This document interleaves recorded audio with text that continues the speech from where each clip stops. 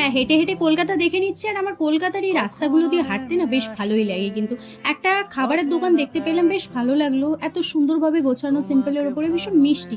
তো আমি কনফিউজ ছিলাম কি খাবো? ভাত খেতে ইচ্ছেও করছিল, আবার ইচ্ছেও করছিল না। দিয়ে আমি অর্ডার করলাম চাউমিন। কিন্তু মা তো আমার ভাত প্রেমী। মায়ের ভাতটা দেখে অবশেষে আমার নিজের লোভ লাগছিল। ভাবলাম ভর দুপুরবেলায় চাউমিন খাওয়ার থেকে ভাত খাওয়াটাই বেটার ছিল। তো লে লিয়া আব তো কুছ কর नहीं सकते। যাই হোক, তারপরে আবার হেঁটে হেঁটে চললাম। অ্যাকচুয়ালি আমরা যাচ্ছি চিড়িয়াখানা থেকে ভিক্টোরিয়া। হ্যাঁ, ঠিকই ধরেছো, হেঁটে হেঁটেই যাচ্ছি।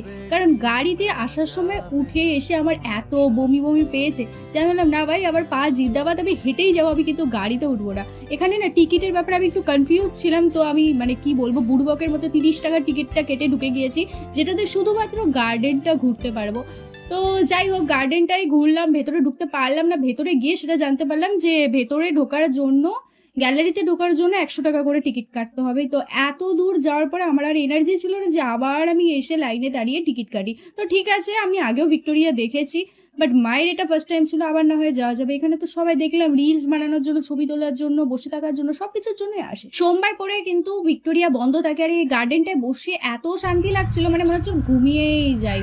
আর আমার এক জায়গায় চুপচাপ বসে থেকে না লোককে অবজার্ভ করতে খুব ভালো লাগে। যাকে ফোনের চার্জ এখনো অবশিষ্ট ছিল না, ফোনটা সুইচ অফ হয়ে গেছিল। এরপরে আমরা গিয়েছিলাম ক্যাথিড্রাল চার্চে, সেটার আর ভিডিও নেই। বাস আজকের মতো এইটুকুই। মা কি সুন্দর লাগছে তোমার।